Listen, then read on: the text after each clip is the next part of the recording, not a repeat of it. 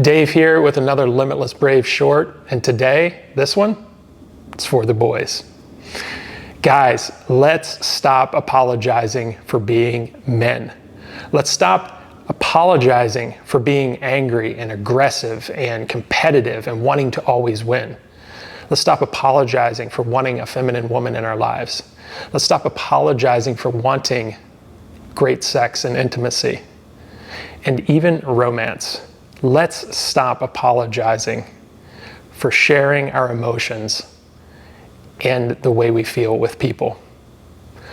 This serves us no good. It only neuters and castrates us as men when we do this. And for the past 20 plus years that I've seen, Hollywood, the media, has been coming after us in a very subtle but very obvious way. Men don't have great leading masculine roles anymore in movies. They're always the butt of the joke or some dumb guy that's always been made fun of. And so let's stop looking and listening at what the media is saying. Even angry and unhealthy women are ripping men apart online. And now, yes, there are angry and unhealthy men out there. And if you're an angry and unhealthy person, go get the help you need. Because when you look through a healthy lens, women are amazing, men are amazing, we're incredible together. And when we work together, we create an amazing experience. The male suicide rate is at an all-time high these days because men feel like they have nowhere to go. They won't even reach out to their buddies because of the shame that has been instilled in us for expressing anything. The only thing men have really been seen as are providers, protectors. And there's nothing wrong with that, guys. I take great pride in that stuff myself. However, when it comes to really expressing things that are hurting us and reaching out, we don't. We're our own worst enemy. And I promise you guys, your boys will be there for you. And if they're not there for you, they're not your boys.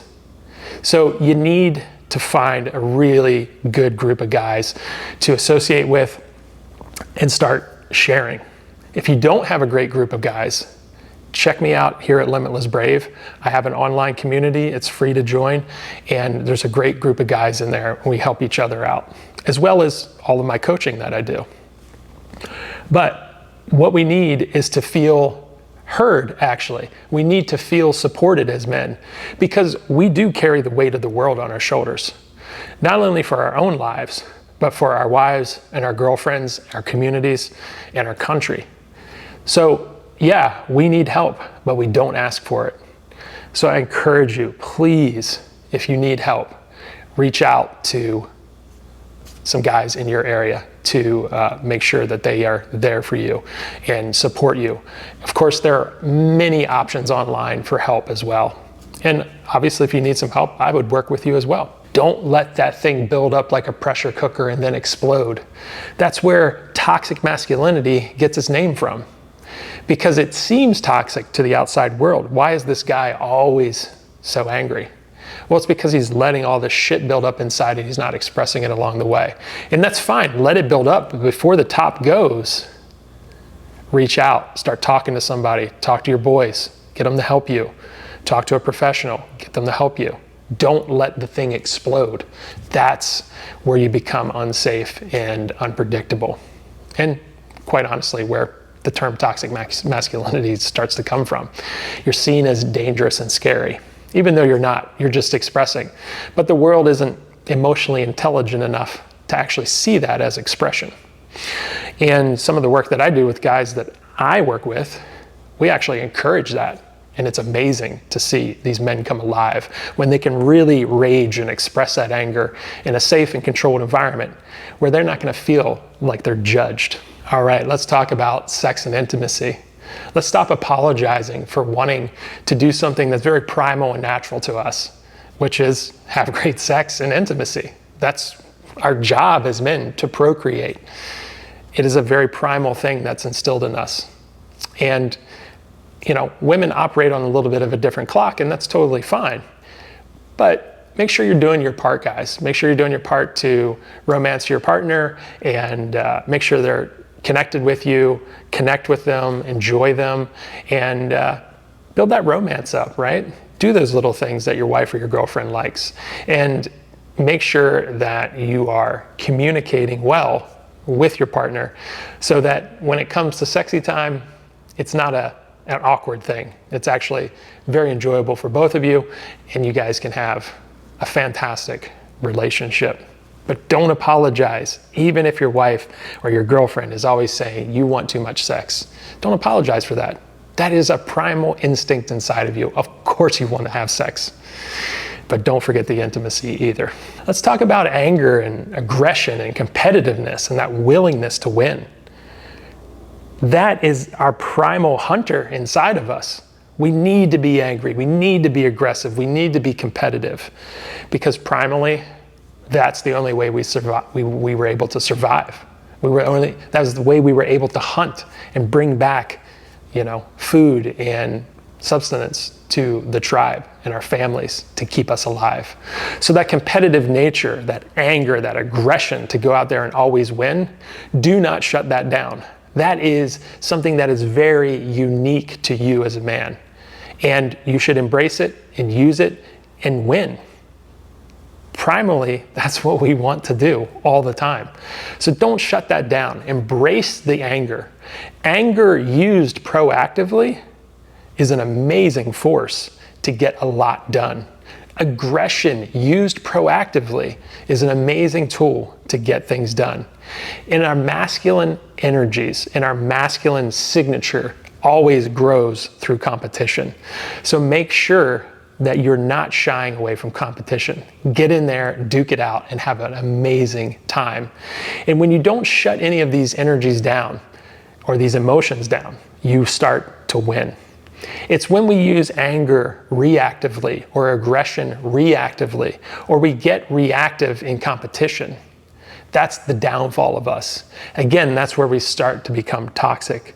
Now, I'm not saying because we have a bad day that we're toxic. Not at all. Everybody has a bad day. But it's over the course of time that we use these energies, the anger, the aggression, the competitiveness, to win. If we use that in a positive way, in a non-reactive way, we're always going to just crush it. So make sure that you're using things proactively and not reactively. All right, finally, let's talk about the want for a feminine woman. When I teach a lot of my dating work, the first thing out of a guy's mouth when I ask him what kind of a woman he wants, the first thing they say, always, I want a feminine woman. Of course you do. Every guy who's a masculine guy wants a feminine woman. Well, feminine women are becoming more and more rare. It takes a very masculine guy to pop a woman out of her masculine and back into her feminine. And a lot of guys come and work with me because they're missing that masculine edge that pops women out of their own masculine and into their feminine. And ladies, I hear you complaining online, and these are some of the greatest TikTok videos and Instagram videos I watch. Women that bitch about feminism, women that say they want to go back in time and stop it because they realize that they are stepping into a masculine role when they enter the workforce or do other things that men naturally do. So they're stepping out of that natural place of being feminine into a masculine role and forcing themselves to be in that role. And then there's a conflict going on there. And then we have guys who are naturally in their masculine all the time, dealing with a woman who is in her masculine when she's at the workplace. And now the masculine, they butt heads, they want to fight. What you need to do as a very masculine guy is pop her out of that masculine role. Let her know that you're going to take care of things. You got her. You're going to protect her. Do all the things that you do as a man so that she feels comfortable enough to step out of that masculine role, back into the feminine role, back into the nurturing role, and she's going to be much happier there. Again, in our modern society, women are working, women are doing things that men normally do, and this creates a little bit of an energetic mess.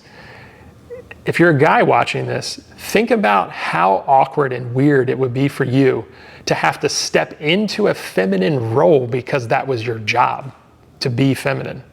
How gross would that feel? I personally would not like that at all. I very much enjoy my masculine energy. I very much enjoy the masculine. I don't want to step into that feminine experience. And so women are doing that. They are actually stepping out of the place that they naturally should be in their feminine into a masculine role. I don't think they really like it that much. And again, great. It's awesome that women are doing what they're doing these days, but this is where we get some contradiction. This is where we're not really getting those feminine women that we're looking for. And it's your job, guys, to step up to the plate, to be that masculine guy that pops her out of that and allows her to be in her feminine as much as she possibly can, excluding obviously when she's at work. So when she's coming home and bitching about work and complaining about this woman and this guy and this manager, listen. You don't have to say a word, just listen. And you'll watch her change slowly out of that masculine into the feminine, and everything's gonna be golden. So don't apologize for wanting a feminine woman. Every masculine guy does. Just make sure that you're in your masculine, you have that masculine edge, you understand her, and that you can bring her back into her feminine where she naturally likes to reside. All right, guys, you got any questions? You got any comments? Put them down below. Loved talking about this. I hope you guys got something out of it, and see you on the next short.